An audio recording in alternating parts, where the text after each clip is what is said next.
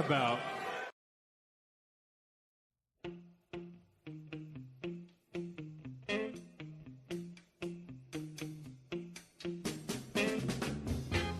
Welcome to the A-Train Show.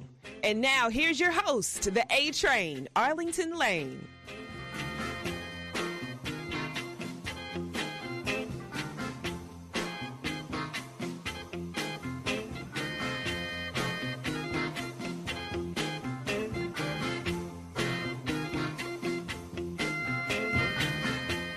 Welcome to this edition of the A-Train Show, the A-Train Arlington Lane, back at it again here on Monday.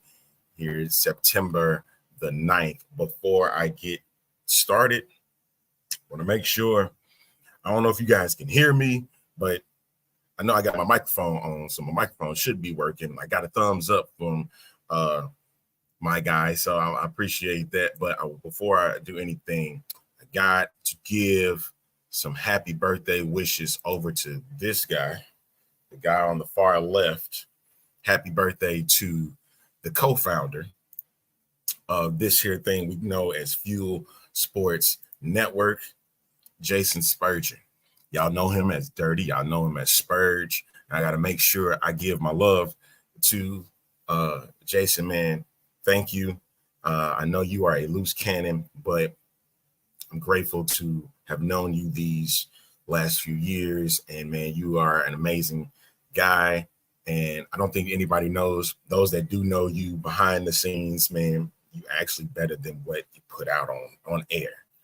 And I love you for that. I got mad respect for you, man. And we've been doing this thing for quite some time. And we're about to do some big things going into the future, going into 2025. So I want to make sure I show my love to my brother, co-founder, Jason Spurgeon. All right. Now that I got that out of the way, all right, ladies and gentlemen, the music is playing.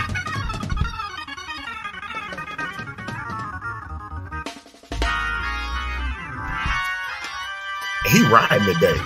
He riding, so I hope we gotta keep him safe. Why he out riding, man? Ladies and gentlemen, the pastor is in the building. As you see, the deep is here. Hit it one more time. There it is. One more time. There you go. There he is. We in it. We in the building, man. Yes, sir. How you doing? Here, man. I'm good, How man. you I'm good. It is a great Monday, man. It is a Texas winning Monday because both teams from Texas got Good job. both teams got their dubs this week. It is a WWE football Monday. So I'm gonna get into it. Before I start that, I want to say this. I'm not gonna talk about it briefly. Caitlin Clark just won Rookie of the Year. Okay, that's all I'm gonna say to that. It's over. The race is over. It's done, and I'm happy for her. Like, as long as she doesn't get injured between now and the time the playoffs begin, she got this on lock. Let her mess around and win the championship. Yep. Around there. Yep. She gonna seal all of that fate. My goodness. All right, folks. If you get a chance, make sure you check us out on Fuel Sports Net on X. You can also go to online at fuelsportsnetwork.com.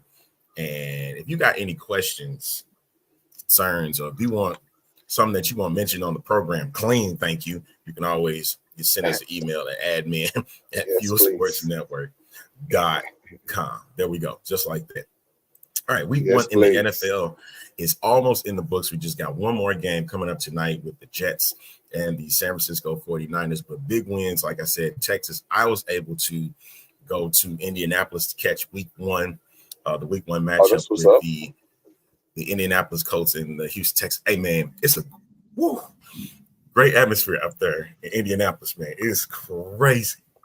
It is crazy. Man, I saw you live. I saw you live. I was a little jealous too.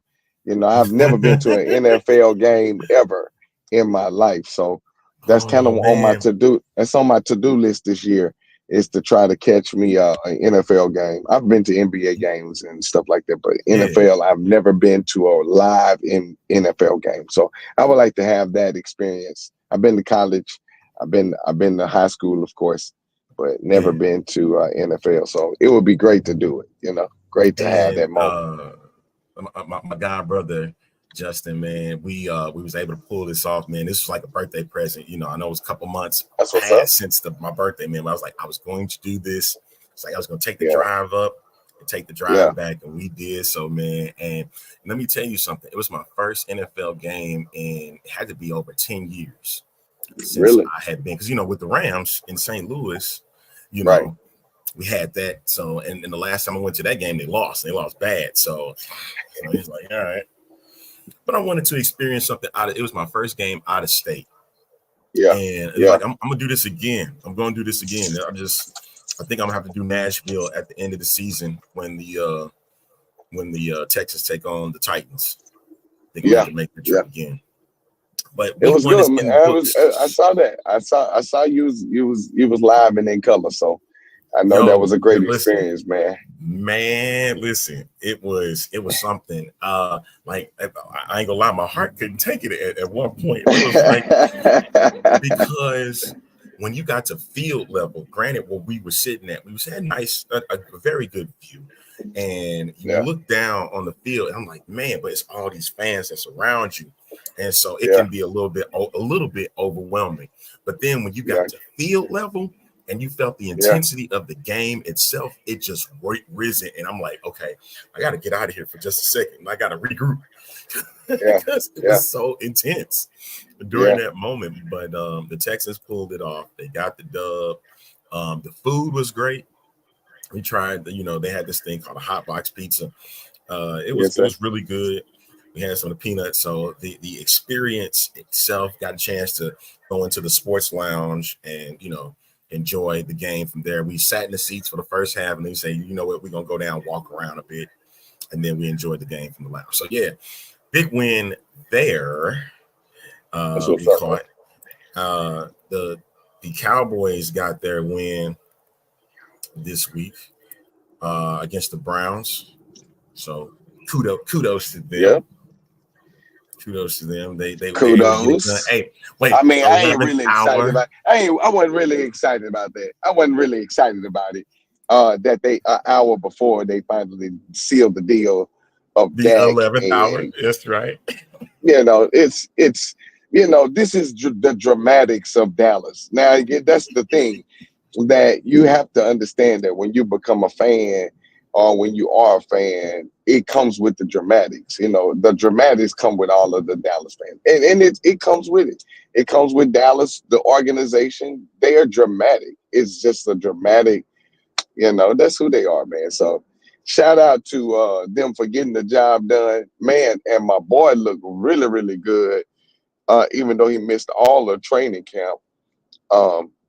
CD Lamb, man, looked amazing, bro. And I was really, really excited about that. So it was really cool. Really dope. Yeah. Had a total of 86 yards total offense. Dak Prescott, 19 to 32, 179 and a touchdown. No, you won't hear it from this guy. It's gonna get serious is when they get serious. All right. Yeah. So, you won't hear from me though. Let's be clear. Let's say it again. What you will not hear. You will not hear from him. You're not hearing from him. He's going to keep it real. He's going to keep it a buck. You're going to hear from the people on the Facebook groups and Facebook postings and all that stuff, but you won't hear from the pastor himself. All right. Other scores in the NFL that we got so far, of course. Let me pull it up real quick. And did you grab the Miami game? I did. With Tyreek Hill getting arrested. And before the game?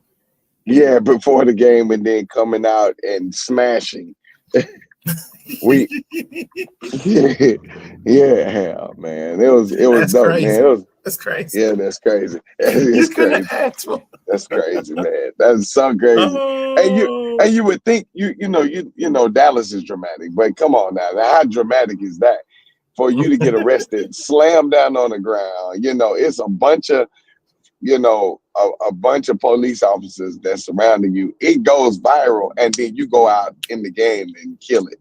So, it was really dope. I enjoyed that whole entire thing. got an 80-yard touchdown, mind you. Yeah, man. Yeah, man. In the game. An 80-yard touchdown. Yeah. And they were down 10 points going in the second half. In and the second they get half, a dramatic win. They get a 2017 win against Jacksonville Jaguars. See the Eagles beating the Packers on Friday night. Saints whipping up on the Panthers 47-10.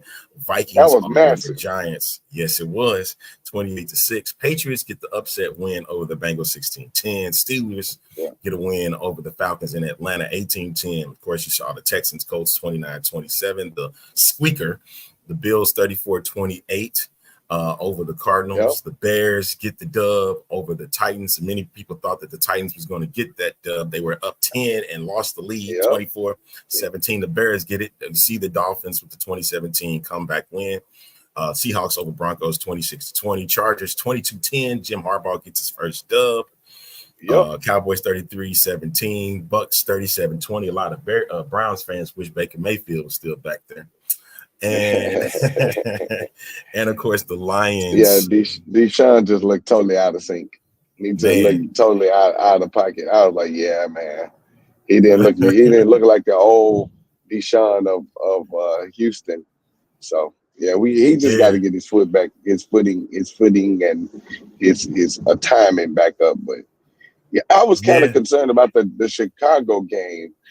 Because with my boy not doing anything in that backfield, what's going on, Kev? With my boy not doing nothing in that quarterback, man, it just looked really, really weird that he did all of that in the preseason, and then you get to the main game, and it's a whole nother beast out there. You them dudes are dogs, man. So you ain't in college no more, you know. So exactly, it was just a different. It was different vibe. Not the best game to start for Caleb Williams as in yard wise, but he was close. Yeah, Caleb Williams, and 14-29, 93 yards in his first game. He got the dub. The defense did an excellent job. Simone Biles' husband, Jonathan Owens, got a touchdown. That was a big thing. So I mean, we had a good first week to start. Of course, the Jets and 49ers in the NFL week with the Monday Night Football matchup between each other. All right. Yeah. So that is what if you got a chance, other than did you get a chance to catch any other games this weekend? Well, I watched the Michigan-Texas game.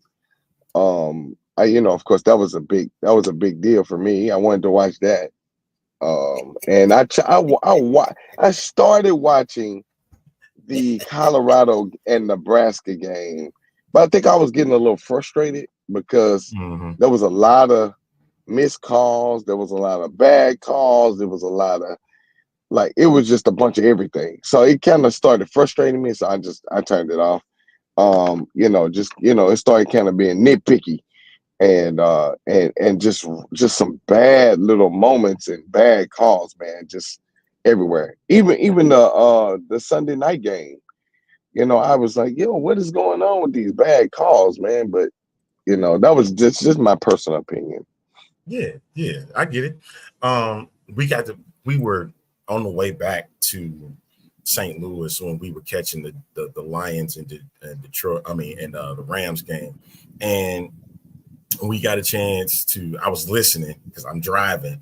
And so there was some confusing moments, during that game. We was wondering okay, what's going on? And even at the Texans and Colts game, there was a play with Nico Collins near the end of the game. And then there was a play during the first half that ended the first half. And we sitting there, everybody in the stands like, what's going on? Why is these refs making this call? As a matter of fact, they actually penalized the Texans with a play where they was trying to get another playoff where they can at least get a field goal, but they got nothing. It was completely penalized. And then the play where Nico Collins had caught it, and the call was he had both feet in bounds and his knee was down. And I'm sitting back and I'm looking at the play, and I was like, it didn't look like either. But it did. Yeah, man. I'm just gonna keep it real. Yeah. But they gave it to the Texans. They, and they went down the field. They marched down the field, and they got points. And so, they just cannot stop making these weird calls. What's going on, Sandy? Good afternoon to you. Hey, Sandy. Congrats to Northern Illinois getting man. Irish. I know the good doctor is not liking that one freaking bit because he's a big Irish guy. North Illinois did great, man. I was proud to look at it. I caught highlights of that one. But I really focused in on the Texas-Michigan game. Mm-hmm. Yeah, and I watched the Colorado game. Of course, the NFL, I was kind of just going from one thing to another. I had 2 services yesterday, so I was a little. So you can already imagine me walking in with this in the state of Michigan. Indiana. But anyway, but it was a lot of Michigan fans that was in there. They watching it. They was telling on themselves, saying, "Hey, we watched the game." Man, Texas put on a whooping. Put on a whooping on them, man. And so I was like, they look really good. Yes. Yeah. So they look really good. They trying to bounce back from what happened previously, getting that college football playoff, and now, getting an opportunity where they can go after a national championship once again, one that they hadn't had since 2005. So, facts. Yeah. Let's see. Sabrina says when it's conference play, then it's real. I think by the 4th game, they should all know what they're doing. I Boulder and the Ravens were robbed. KC sucks. Listen, Lamar's still on it. And he was like, that was a touchdown. And I'm like, it wasn't. I'm sorry. It wasn't a touchdown. Let's get over it. It wasn't. I'm sorry, man. It wasn't. All right, this is the A-Train Show, WWE Football Monday. You got something you want to add real quick? No, I was just gonna say, they was trying to really say that it was a touchdown. I really think that this was a test of what the season is going to be for Baltimore. So we got to really watch and see how their schedule. How they're going to act during this schedule. Because with this loss to KC, I think they should light that fire again to really put them over the top. It should. Now let's see how this is going to work, because I really didn't think KC was going to win that game, but they ended up pulling it out. So let's see how it goes. So next week for Baltimore, they get the Raiders at home. So that's a noon kickoff. And I get it. They got the Chargers beat the Raiders, so they're gonna be looking to bounce back. See, here's the thing. My guy is Antonio Pierce. I like Antonio Pierce. I want to see him do his thing and whatnot. And so I should have brought him in. I don't see his face, but he's here. So I want to see if he comes in. I think he won't. He got something he got to say real quick. Ladies and gentlemen, I'm gonna bring him in real fast from the Derek King Show. Ladies and gentlemen, go. He want to get in, chime in on this conversation. The one and only Derek King. Good.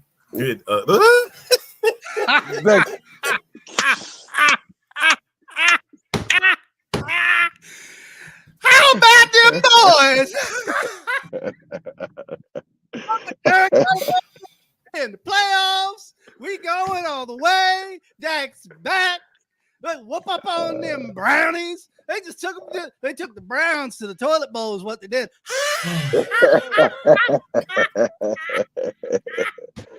And that's how we get football money. Let me tell you something about them. Don't do it me like that. You better believe it. It's all back. It's back and better than ever. They're already in the divisional. It's done. It's over. I'm telling you right now. This is what I've been telling people about. Watch out for them Cowboys. They're back in it now, boy. Uncle Jared's got your number now. Uncle Jared, he's going to be calling up everybody. He's going to be saying, hey, now you're going to be getting some of them playoff booking tickets. You're going to get some of them. Oh, yeah, boy. And also, I got to brag about my Steelers pick. Even though I was wrong on Dangerous, I was wrong. Okay, all right. He's a late scratch. All right, but Justin Fields came in. What happened? What Got happened? the dub. Yeah. What did Yeah. I say? They got the dub. What I They said got the about dub. them Steel boys out there in Pittsburgh, Pennsylvania. I said Yeah, they're man. going to do it. All right, enough of this bullshit. Let's get down to the real facts of the matter. How about them cap? No, I'm just playing. The reality is that some of it was a shock, some of it was no shock. Will just already done beat me at on the comment with Saquon Barkley going over to Philadelphia. I'm telling you right now, they made the biggest mistake they did by letting that man go. He just ran roughshod and just had a whale of a day. So, golf clap. Facts. Great for him. Facts. That's awesome. Facts. He went to a team that wanted him. He went to a team that needed him, filled a hole that they needed desperately to have a secondary threat, something outside of the passing game. That's what they did. They went and they did it. They delivered. Yes, they did. And I think that is the main thing that the NFC East is going to have to watch out for. Now, you got to see this right now. Okay, we know the Giants are the bottom feeders. Commanders, they're on their way. I think the Commanders are going to surpass the Giants in this case because it's going to look really bad. I don't know, man. That East is just not looking good outside of the Eagles. I mean, if that's the only, if as far as that division is concerned, if all we're talking about is the Eagles in that division and somebody else doesn't step up, I mean, what? It's going to be an absolute laughing stock over there, kind of like how the NL Central has been in Major League Baseball the last few years. It's been an absolute joke with everybody in there. But the point is that, you know, we saw what happened with Lions Rams. Okay. Were a lot of people surprised with that? Some of us weren't. But when you start talking about some of these other teams, I don't think really anybody gave Pittsburgh enough of a shake. And I will stress, Mike Tomlin is a premier coach in this league. Top 3. When Belichick stepped aside, when he's doing what he's doing now, Tomlin is definitely top 3, if not top 2 in the league as far as coaches, as far as I'm concerned. To be in that division, in the AFC, in the East, to be consistently competitive and in the playoffs almost every single year for the last how many years? Decade and a half? That's absolutely outside of this realm of thought. What is the average lifespan of a head coach in the NFL? Because I can tell you, in years, it's about 3-4 years. That's about the average lifespan of a coach in the NFL. If they're not losing and getting fired, or they're having some kind of a conflict with maybe some of the roster, maybe ownership, some of the staff, we've seen it time and time again. You know, there are coaches that have been ostracized from the league, that have been bounced out of the league. And now they're looking to get back into the league, i.e. John Gruden being one of those individuals that's continuously still to this day looking to get back in the league. Sure. You know what? You know, if you're looking at that, you got to look at Mike Tomlin and you got to say, good for you, bro. I'm there for you because you're that damn good. You can make chicken salad out of you know what. I don't think I have to go. We're trying to be PG here. Come on, Arlington. Let's cool it. We're trying to be PG. This is an X-Fan After Dark. Okay. This isn't what we're doing here. We're trying to be PG around here for all the good, normal folks. But I'm going to tell you right now, do not sleep on the Steelers. Don't do it, because I'm going to tell you, it's the kind of team that's going to go just above 500, that's going to fall backwards into a playoff spot, into a wild card spot, because look at the AFC right now. You said that now, too. You said Buffalo, that too as Buffalo, being your sleeper. I'm surprised with Buffalo's performance yesterday. I was surprised by that. But that being said, it's a long season. Exactly. We're going to have to see where the rest of these go from here on out, because The reality is every single week, the landscape is going to consistently be changing. It's not going to be the same. Facts. You're going to have injuries.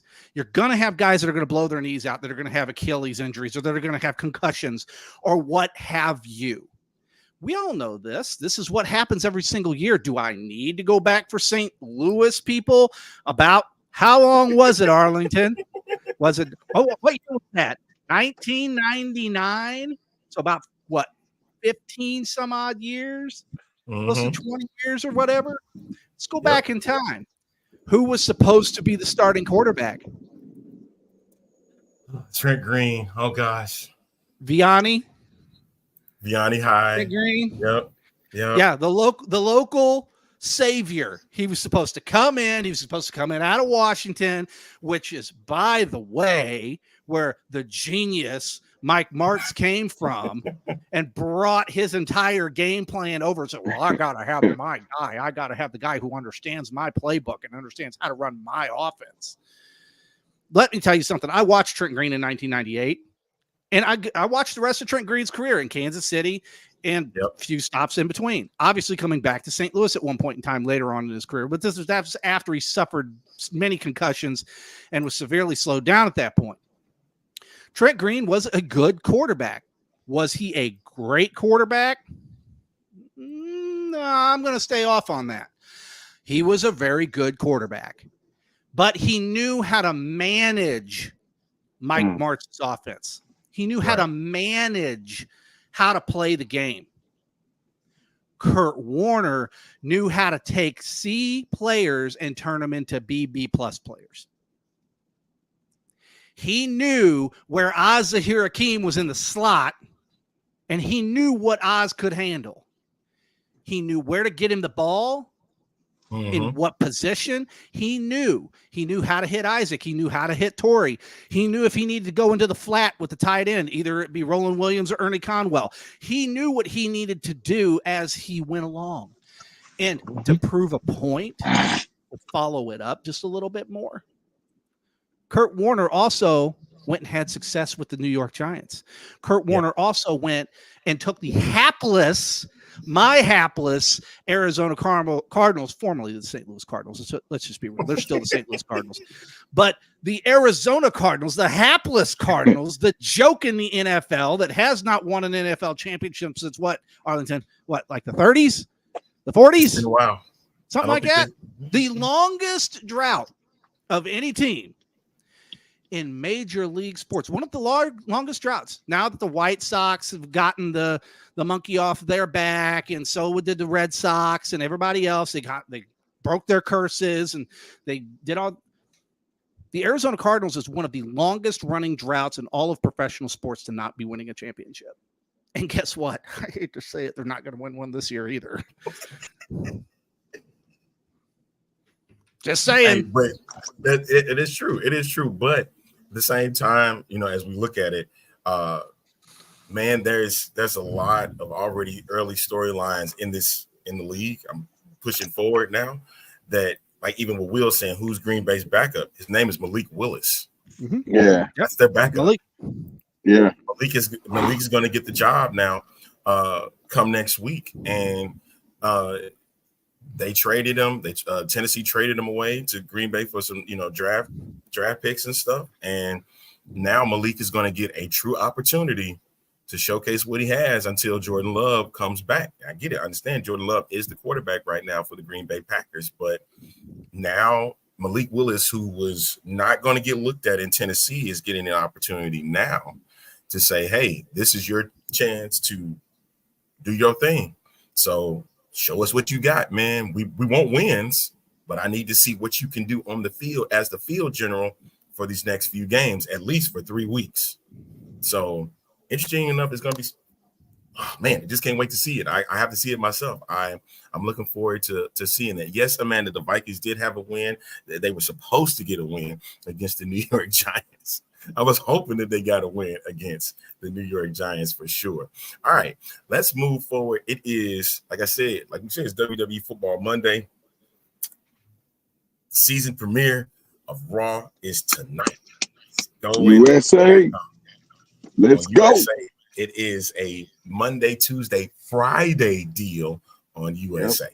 And you and I both talked about it with the bloodline situation. You saw a little something with Jacob Fatu. What did you see on Friday night? Hey man, I've been seeing this like kind of stir up now, where there's this debacle between Solo and Jacob Fatu. I've been seeing it kind of like hinting at it, that when this injury happened, right after that, they did the little vignette where Jacob Fatu is behind him and he's getting ready to put the necklace on him, the tribal chief necklace on him, and he kind of shut him up and shut him down. So this has been going on lately, where he's been shutting him up, shutting him down, shutting him up, shutting him down, and then Jacob Fatu turning to say to him, whatever you say, you're my tribal chief. I support you. I love you, my tribal chief. So it's you can kind of see like little cracks of that, where Jacob Fatu may be the turn of this bloodline piece. And instead of having Jacob Fatu being Solo's enforcer, if we may get him to go after Zilla, and then Jacob Fatu end up joining Roman Reigns. So there's a whole lot of things that can happen, and that's kind of what makes me excited about this, because I kind of see the little shift of all of this stuff, man. I love it, man. Like, it was the final SmackDown on Fox, and interesting enough to see it go.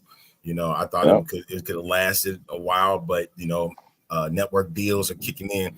Derek, let me ask you this: as we got WWE coming in, what were your thoughts? Because we talked about it, but I want to hear your thoughts on it. The Mr. McMahon docuseries that's dropping September 25th.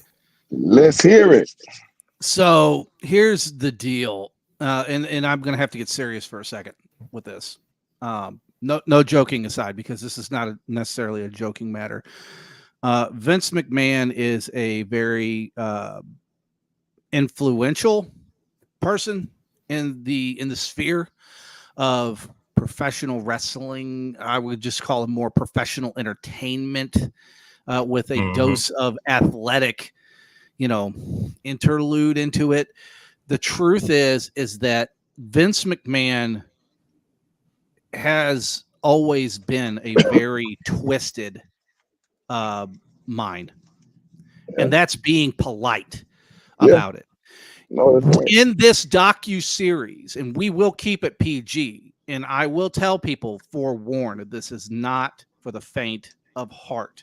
This is not for people who want to sit down with their kids and watch a documentary on Vince McMahon in the good old days. This is not it.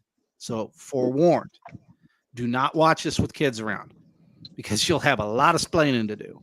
Yeah. The reality is that Vince McMahon is a very troubled individual that had very twisted perversions over the entirety of his instrumental run within wrestling. The things that he managed to get away with, let alone the things that are not even spoken of, because it happened between wrestlers, and the wrestlers, because it's kind of a guys club to a certain extent with a lot of the male wrestlers. Thankfully, with the advent of change and things have gone on, now a lot of these salacious accusations of what we thought have now become evidently true.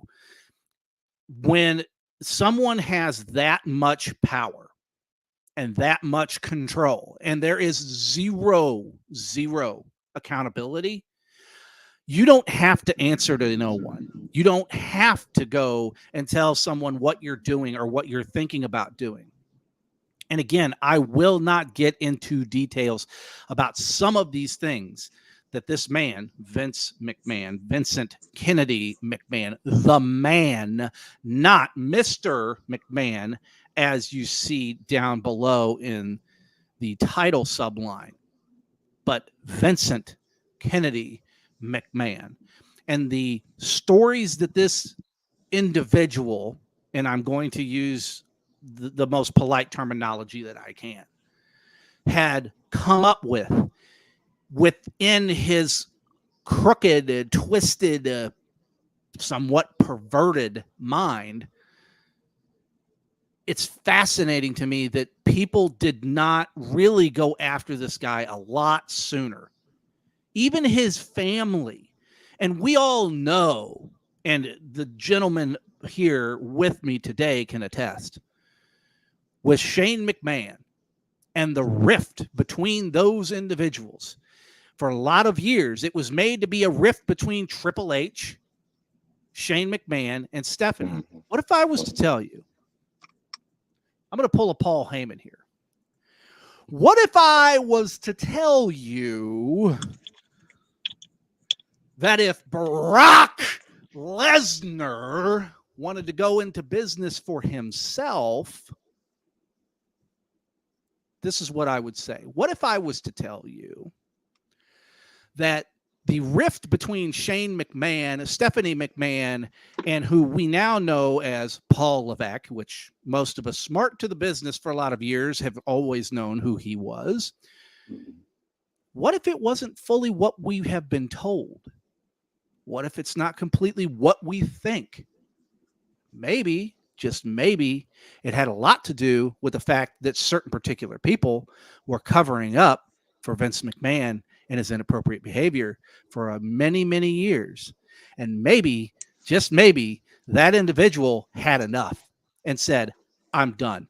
You're going to drag this family, this history, this legacy down into the gutter, and you are going to destroy it beyond any repair. You will nuclearize it to where no one can even touch the name McMahon, the legacy of WWE. What if I was to tell you that that was really the truth? What if I was to tell you that there's even more? But that's for a later day. Now, see, I think when we get to this series, we said there was the rumors out that WWE is very unhappy with how this series is going to come out. And you have this deal coming up where Raw's WWE programming will now be on Netflix. But then again, this is the WWE. The WWE can always spin it to give us the effect that they're upset. But they're really looking for to see how well people go and look at this programming to see what could potentially be their audience when January comes around. Because this is a series, it's going to lead, and that's what this is. I'm only repeating what the Reverend said. The Reverend said this because you're going to have 6 episodes, and I heard Cornette talk about that, and he said the exact same thing. What he said: 6 weeks. There's 6 episodes. Start September 25th. That means you're going to have that first week, the last week of September, 4 weeks of October, and then that first week of November. If I'm not mistaken, it's just right before Crown Jewel, and then you got Survivor Series at the end of the month that closes out the year. Because there's no more WWE PLEs until January. I think February now, if I'm not mistaken. I think they get 2 months away from premium live events because they pushed back the Rumble to February now. Yeah. So there's going to be 2 pay-per-views in February. So, and then you got that deal January with them on Netflix. And I think if all the gloves come off in this series, the viewership is going to be massive come January because everybody's going to want to be in on it. Now, what is that going to say for sponsors? They may change a little bit. They may pull out, get new ones to come in. But you don't think they're losing any? No. WWE have been saying this for the longest.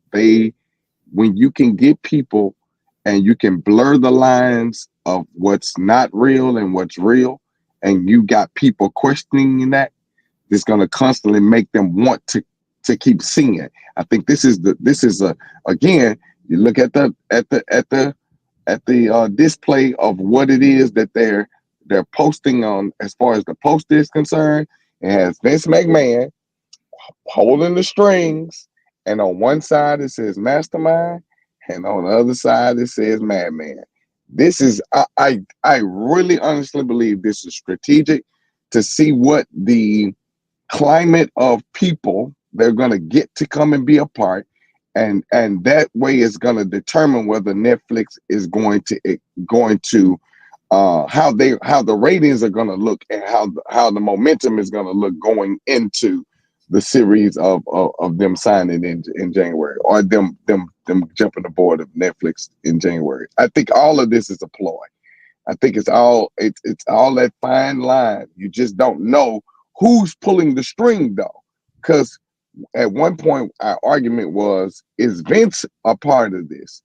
Then another argument comes out when you look at the trailer. Is he a part of it? They pull maybe some of his clips, but then when you start looking at them dates and you're going, wait a minute, this happened like simultaneously right after the pull away, or hey, I'm getting ready to retire and I'm gonna give the company over.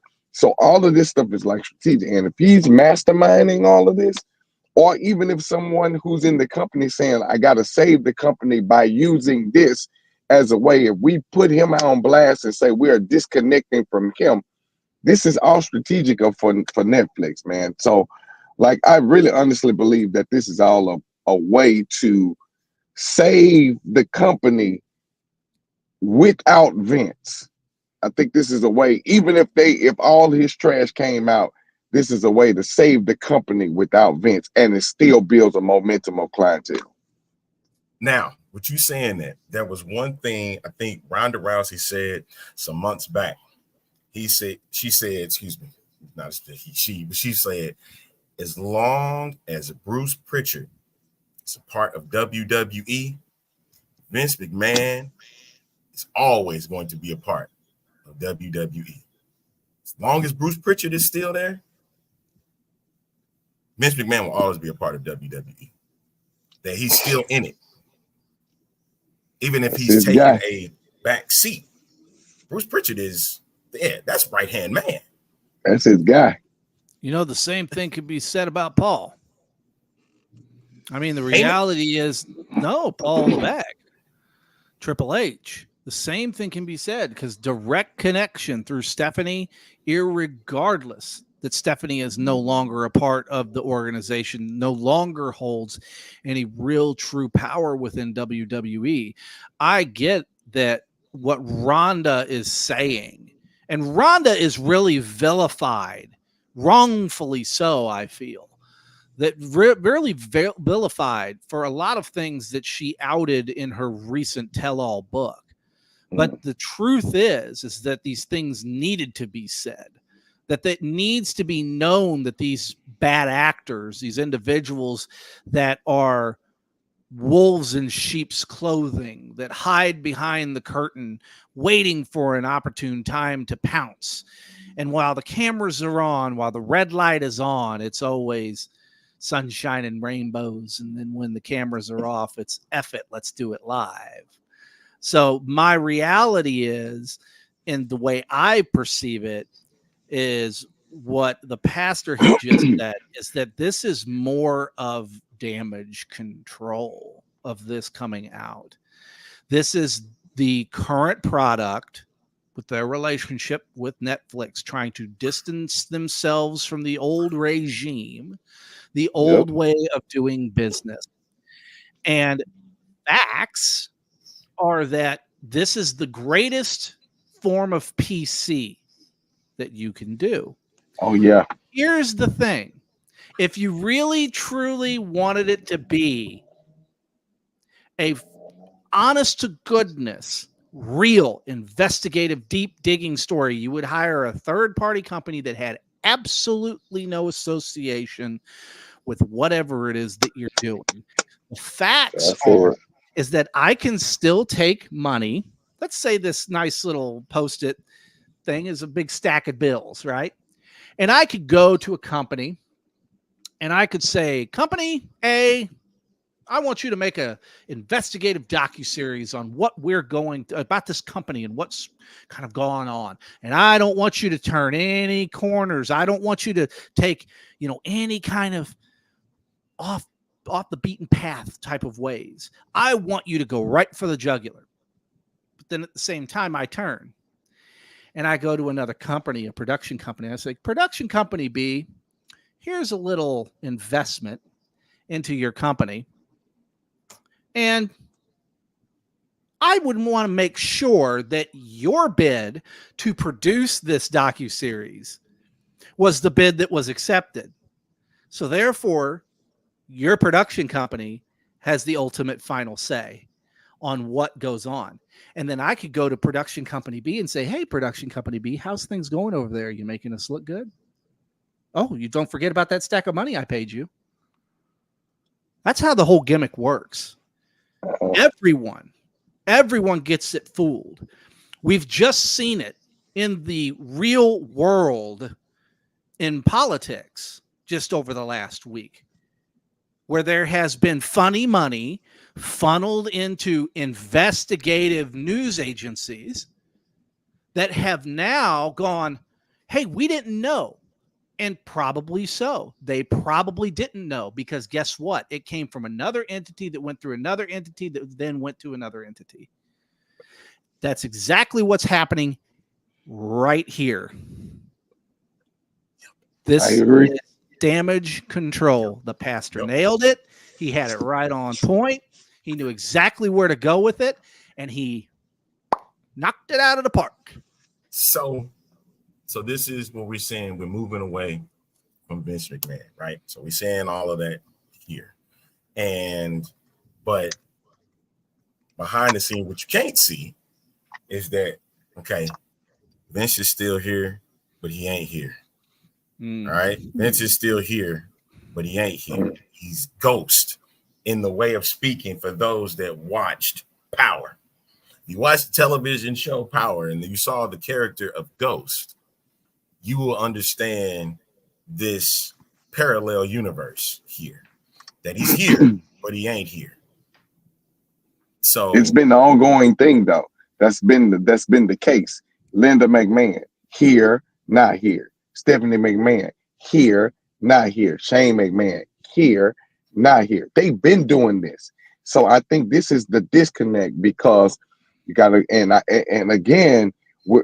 appreciate my brother Derek saying what he's saying, because the reality is, if Paul Levesque, if Triple H is married to Stephanie saying, yo, we're losing and we're going to lose everything if we don't separate it. So we need to divide this so we can still gain the momentum. And this is the perfect way to do it. I'm telling you, if they do it this way, it's going to save WWE, number one.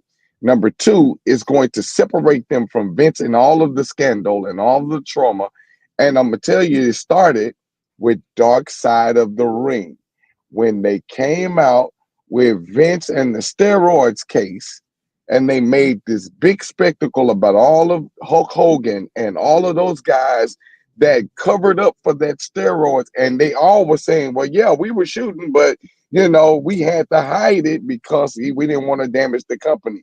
When all of that came out, it started to become one thing after another, one thing after another. Then you have the Owen Hart. Then you have the Chris Benoit. You have all of these things that are under the umbrella of Vincent Kennedy McMahon, and they gotta separate that, because there's a dark cloud that sits over WWE if they do not remove that. And this is the best way to do it, is if we take Vincent's case, separate WWE from it, and say, y'all, we don't have no part in that. We don't want that.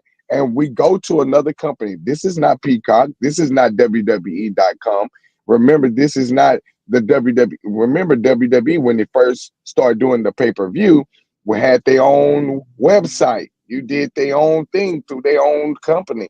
Now they removed that, went to Peacock. They gotta go somewhere that they can separate the two. It's got to be taken away, where no eyes are on Vincent Kennedy McMahon. We got to do it, and they got to do it almost similar. And I hate to say this, similar to the removal of Chris Benoit.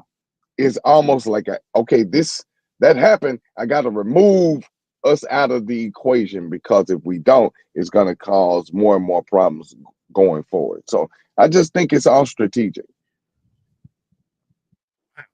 That's a great way to look at it. I mean, it gets pretty deep.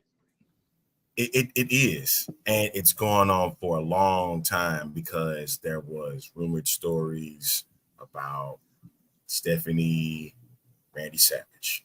There was a story about By Ashley. the way, that's been verified as true. You heard it here. There's Ashley Massaro, right? There was Janelle Grant, right? There was the plane ride from hell in 2002, right? Which led to Tommy Dreamer getting suspended from TNA. Let's not forget that. He got suspended for the comments that he made, and thinking that he was going to be A-okay. They got rid of him. They said silenced. So it's a trickling effect. And I see where both of you guys are coming from. He said, yo, we have to separate. We have to separate it. And I remember Vince McMahon, he said it. Go ahead. I go back to 2001, 2002. You've already making the face because you already know what I'm talking about. Do I need to give you a visual representation? Just go ahead and say it, I'm man. referring to. I ain't gonna say nothing. I'm gonna channel my inner Mr. McMahon.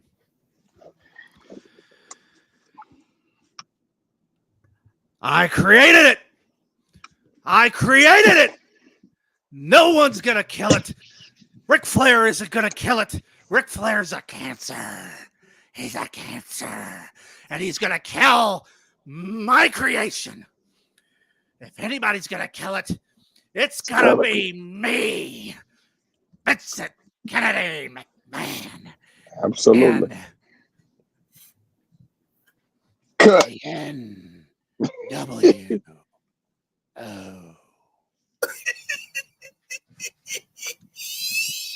No chance. Might I remind folks, this is the long game. This was nearly 20 some odd years ago, right? Over 20 years ago that this happened. Yep. You want to know the real Vince? You want to know him? You don't have to look too far. Mind blown. He gave you everything right there for you to see.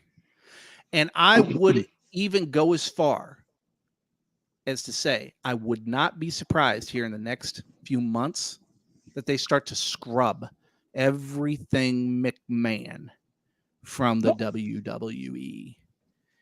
Agreed. Everything that we grew up on in the Attitude Era. Austin McMahon, gone. The Ruthless Aggression Era, gone. Oh, that's going to be hard. Who's been the biggest defender?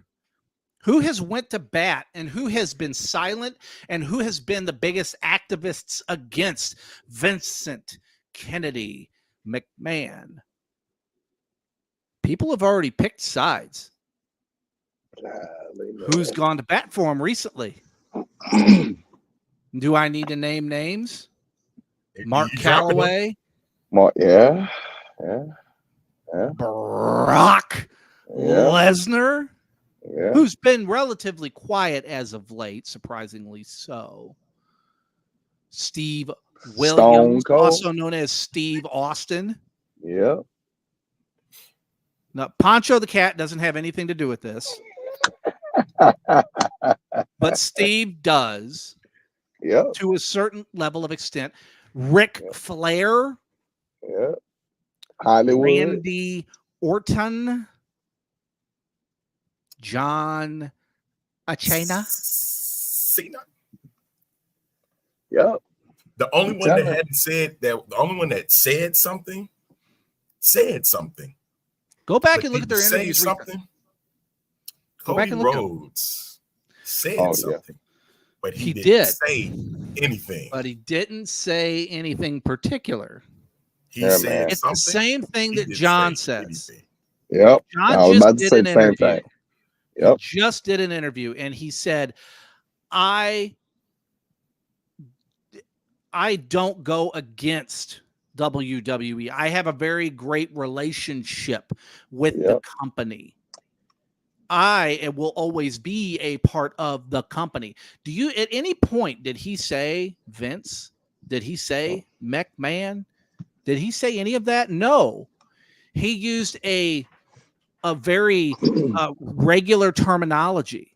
He used a very level terminology. That's what he did. Yep. Yep. Hey, September 25th cannot get here fast Nah, enough. I'm getting that. Yeah, we're gonna be on it. We're gonna be on it. Because we Boys, I gotta bounce. on It's been great with you. I love you guys. Great show today. Man. Awesome work. I'll see you guys on the flip side. See yes, you. indeed. Oh boy, that's Derek King, ladies and gentlemen. Oh my goodness. You know what, too? And he brought up a good point. You got to remember, too, how the trailer starts. So many people say they know Vincent Kennedy McMahon. This is how he starts the trailer. You think you know. It's almost kind of like that Edge. You think you know me, right?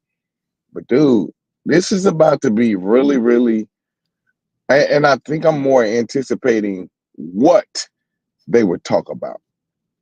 I think that's what my biggest anticipation.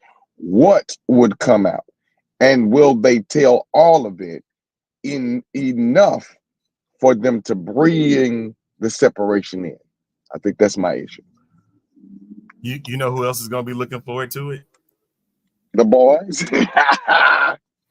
Of course, them, but this guy. He's going to be looking forward to that. I'm telling you. Oh yeah. It's gonna get to a point where Vince like, leave me alone. Yeah, man. It's gonna get bad, dude. But I'm looking forward to that. And I think I want to see it get bad so that there can be a separation of the two. So we can get a clean slate with Netflix. Okay.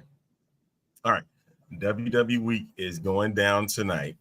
Yes, sir. We didn't really get to it, so just know it's here. We about to wrap this bad boy up. Friday we'll have some stuff to talk about. Derek, thank you for jumping in. Jason, happy birthday. Hey, Mimi, happy birthday to you too. Sis Mimi, Mimi, happy birthday to you. If you had a birthday this past week, happy birthday to you all. We finna get up out of here, man. We had a great show today. And man. We finna get it in come Wednesday. I'll be back. Probably be just me. If I get a guest, I that'll won't be be perfect. in. We'll see. Yeah, I know he won't be here, but he'll be back Friday. We getting it in. Yeah, man. Oh, we'll have 2 shows to talk about Friday. And a Monday Night Football. And a Thursday night. We got a lot. So WWE Football Fridays where we gonna be at. Right.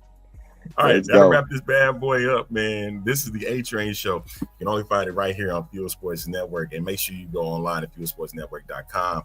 We got articles going up right now, and then we got some other great things that we got coming up in the future. So make sure you stay tuned for all of that. So for Pastor Bailey, the Deacon, A-Train, Sports Pulpit is taking some time away. We'll see y'all on Friday, but Wednesday I'll be back for another great edition of the show. And I like it. Like Booker T. I like it. I like it. Peace and hair grease.